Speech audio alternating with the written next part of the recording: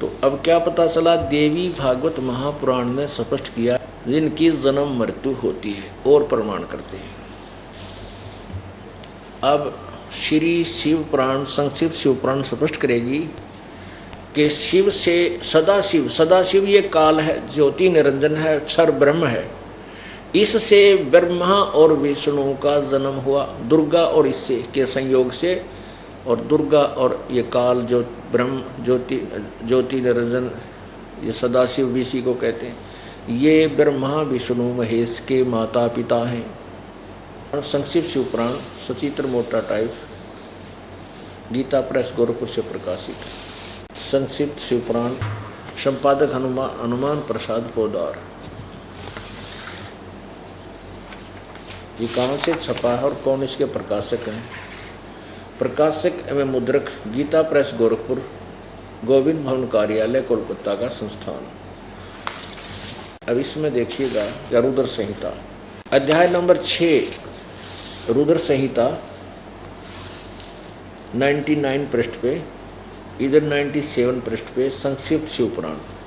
अब यहाँ ये 5वां अध्याय समाप्त हुआ रुद्र संहिता का, ये रुद्र संहिता, और ये 6वां प्रारंभ हुआ। ब्रह्मा जी ने कहा, नारद जी ने अपने पिता ब्रह्मा जी से प्रश्न किया था ब्रह्मांडों की जानकारी के लिए।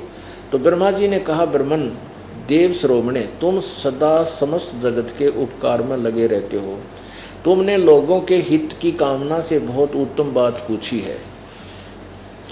जिसमें समस्त चराचर जगत नष्ट हो गया था, सर्वत्र केवल अंधकार ही अंधकार था, न सूर्य दिखाई देते थे न चंद्रमा, अन्य ग्रहों और नक्षत्रों की भी पता नहीं था, न दिन होता था न रात, अग्नि पृथ्वी वायु और जल की भी सत्ता नहीं थी। उस समय तत्सद्ब्रह्म, तत् वह अविनाशी परमात्मा, तत्सद्ब्रह्म, इस श्रुति से जो सत सुना जाता है एकमात्र वही शेष था। आगे देखो, जिस परब्रह्म के विषय में ज्ञान और अज्ञान से पूर्ण उक्तियों द्वारा इस प्रकार विकल्प किए जाते हैं, उसने कुछ काल के बाद द्वितीय की इच्छा प्रकट की। उसके भीतर एक से अनेक होने का संकल्प उदित हुआ। तब उस निराकार परमात्मा ने अपनी लीला शक्ति से अपने लिए मूर्ति की कल्पना की। अब ये परमात्मा को निराकार कहते हैं, और इस ज्योति निरंजन ने कसम खा रखी है, इसने अपनी जो है ना प्रतिज्ञा की हुई है कि मैं अपने यथार्थ रूप में किसी को दर्शन नहीं दूंगा, क्योंकि इसका काल रूप है। जो गीता जी अध्याय नंबर 11 के श्लोक 32 में कहा कि अर्जुन, ये मेरा यथार्थ काल रूप है और मैं काल हूँ, सबको खाने के लिए आया हूँ, अब प्रवृत्त हुआ हूँ। और गीता जी अध्याय नंबर 11 के ही 47-48 में स्पष्ट किया है कि ये मेरा रूप जो वास्तविक है, ये आप तेरे अतिरिक्त अर्जुन ना पहले किसी ने देखा, ना आगे देख सकता, ना कोई किसी वेदों में वर्णित विधि से, ना जप से, ना तप से, ना किसी क्रिया से मेरी प्राप्ति नहीं है, मेरा ये वास्तविक रूप है। इसलिए ब्रह्मा विष्णु महेश शिव और अन्य ऋषियों ने साधनाएं की, ओम नाम का जाप किया, मेडिटेशन किया, कुछ परमात्मा प्राप्ति नहीं हुआ, लेकिन सिद्धियां आ गई। इन्होंने अपनी दंत कथा बना ली, अपना लोक वेद बना दिया कि परमात्मा निराकार है। तो ब्रह्मा कह रहा है कि वो परमात्मा वो निराकार है, ब्रह्म, क्यों इनका ज्ञान ब्रह्म से ऊपर है ही नहीं।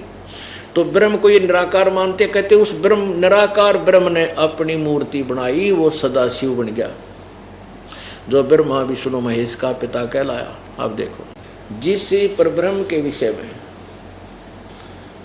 ज्ञान और अज्ञान से उक्तियों द्वारा इस प्रकार विकल्प किए जाते हैं, यानी अज्ञान, ज्ञान और अज्ञान, यानी झूठी साची जो मैं बता रहा हूँ, वो झूठी साची इस प्रकार है, कुछ सच्ची कुछ झूठी, ब्रह्मा कहता है। उसने कुछ काल के बाद द्वितीय की इच्छा प्रकट की, उसके भीतर एक से अनेक होने का संकल्प उदित हुआ। तब उस निराकार परमात्मा ने, इस ज्योति निरंजन काल ब्रह्म ने अपनी लीला शक्ति से अपने लिए एक मूर्ति की कल्पना की। अब वो क्या बन गया? जो मूर्ति रहित परब्रह्म है उसकी मूर्ति, यानी निराकार, मूर्ति रहित माने निराकार, मूर्ति और मूर्ति माने साकार, भगवान सदाशिव हैं।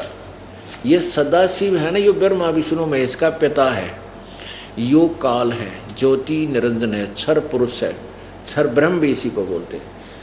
अर्वाचीन और प्राचीन विद्वान इन्हीं को ईश्वर कहते हैं। उस समय एकाकी रहकर स्वेच्छानुसार विहार करने वाले उन सदाशिव ने अपने विग्रह से स्वयं ही एक स्वरूप भूता शक्ति की सृष्टि की। अब इस काल के ने अपने काल के अंदर से दुर्गा निकली, ये देखना, जो उनके अपने श्रीअंग से कभी अलग होने वाली नहीं थी। उस पराशक्ति को प्रधान प्रकृति गुणवती माया, अब ध्यान से देखना, सुनना, पढ़ना कि ये प्रकृति शब्द और प्रधान शब्द आपके गीता जी के ज्ञान में काम आएंगे। प्रकृति दुर्गा को कहते हैं। उस पराशक्ति को प्रधान प्रकृति गुणवती माया बुद्धि तत्व की जननी तथा विकार रहित बताया गया है। वह शक्ति अंबिका कही गई है।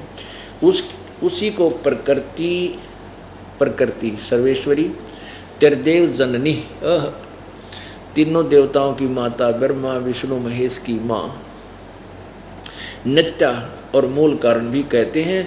सदाशिव द्वारा प्रकट की गई, यानी उस काल के अंदर से निकाली गई। परमात्मा के ज्ञान में, सृष्टि रचना में आपने सुना, उसमें ये सच्चाई है। सदाशिव द्वारा प्रकट की गई उस शक्ति के 8 भुजाएं। ये स्पष्ट होगा कि प्रकृति भी उसी को कहते, दुर्गा को, या तीनों देवताओं की माँ है, त्रिदेव जननी है। और सदाशिव द्वारा प्रकट की गई, यानी काल के अंदर से निकली है, उसकी शक्ति की 8 भुजाएं, यानी अष्टंगी ही है। ये ब्रह्मा विष्णु महेश की माता है। नाना प्रकार के आभूषण उसके श्री अंगों की शोभा बढ़ाते हैं। स्पष्ट है, वह देवी नाना प्रकार की गतियों से प्रसंपन्न है और अनेक प्रकार के अस्त्र शस्त्र धारण करती है। सिद्ध हुआ ये दुर्गा के ही बारे में है। एकाकिनी होने पर भी वह माया संयोग वसात अनेक हो जाती है, ये कई रूप भी बना लेती है। वे जो सदाशिव हैं उन्हें परम पुरुष यानी काल को परम पुरुष, ईश्वर, शिव और शंभु और महेश्वर कहते हैं। वे अपने सारे अंगों पर भस्म रमाए रहते हैं। उन काल रूपी ब्रह्म ने आ गया ना, ये काल रूपी ब्रह्म ने एक ही समय में शक्ति के नाथनी शक्ति के साथ शिवलोक नामक अक्षेत्र का निर्माण किया था। उस उत्तम क्षेत्र को काशी कहते हैं। वह परम निर्वाण व मोक्ष का स्थान है। अब यहाँ ध्यान से देखो कि वे अपने सारे अंगों पर भस्म रमाए रहते हैं। उन काल रूपी ब्रह्म ने एक ही समय में शक्ति के साथ शिवलोक नामक क्षेत्र का निर्माण किया है। ये काल ज्योति निरंजन के विषय में कहा जा रहा है। इसने सदा शिव रूप बना लिया। उस उत्तम क्षेत्र को काशी कहते हैं। वह परम निर्वाण व मोक्ष का स्थान है जो सब के ऊपर विराजमान है। वे प्रिया और प्रियतम, वे प्रिया और प्रियतम रूप यानी पति पत्नी रूप में शक्ति और शिव, दुर्गा और ये काल जो परमानंद स्वरूप हैं उस मनोरम क्षेत्र में नित्य निवास करते हैं। काशीपुरी परमानंद रूपणी है। मुने शिव और शिवा ने, दुर्गा और काल ने, काल और दुर्गा ने, ज्योति निरंजन यानी ब्रह्म और दुर्गा ने, सरपुरुष और दुर्गा ने, देवी ने प्रलय काल में भी कभी उस क्षेत्र को अपने सानिध्य से मुक्त नहीं किया है। देवर से एक समय उस आनंद वन में रमण करते हुए शिवा और शिव के मन में यह इच्छा हुई कि किसी दूसरे पुरुष की सृष्टि करनी चाहिए, जिस पर यह सृष्टि संचालन का महान भार रखकर हम दोनों केवल काशी में रहकर इच्छा अनुसार विचरें और निर्वाण धारण करें। अब इन्होंने संतान उत्पत्ति की कोशिश की, यानी विचार किया। ऐसा निश्चय करके शक्ति सहित सर्वव्यापी परमेश्वर शिव ने यानी दुर्गा के साथ इस काल ने अपने वाम भाग के 10वें अंग पर अमृत मल दिया, यानी पति पत्नी व्यवहार किया। फिर तो वहाँ से एक पुरुष प्रकट हुआ, एक व्यक्ति यानी एक परमात्मा इन्होंने उत्पन्न कर दिया। तदंतर उस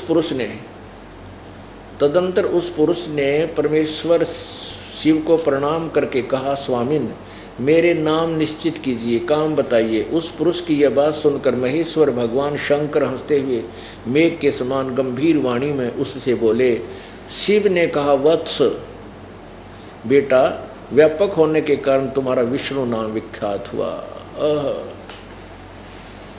छठे अध्याय में रुद्र संहिता में यह स्पष्ट हो गया कि इस काल यानी ज्योति निरंजन सरपुरुष कहो, इसको ब्रह्म को, जिसने गीता का ज्ञान दिया, श्री कृष्ण में प्रवेश करके, भूत की तरह प्रवेश करके, वो उसके संयोग से और दुर्गा के संयोग से, पति पत्नी व्यवहार से जो विष्णु जी की उत्पत्ति हुई। अरे तेरा गजब हो, हमारे जो सिलेबस तो बता रहा है कुछ, और हमारे गुरु बताया करते उआ बाई एंड वेंड बोला करते थे। क्या वो टीचर ठीक थे? जो टीचर सिलेबस से आउट ऑफ सिलेबस बच्चों को स्टडी करा रहा है वो टीचर ठीक नहीं, वो शत्रु है उन विद्यार्थियों का, गुमराह कर रहा है, वो नावल की कहानी सुना रहा है, इधर उधर के गप्पे हाँक रहा है। तो पुण्यात्मा, मेरे को परमेश्वर ने टीचर बना के भेज दिया, और एक टीचर का कर्तव्य है कि वो जैसे पहले वाले अध्यापक ने कोई प्रश्न गलत हल कर रखा है और वो नए टीचर के सामने वो आता है, तो वो क्या करेगा, उसका कर्तव्य बनता पहले उसमें सुधार करे कि बच्चों ये गलत प्रश्न हल होया हुआ है और तुमने गलत गोट रखा है।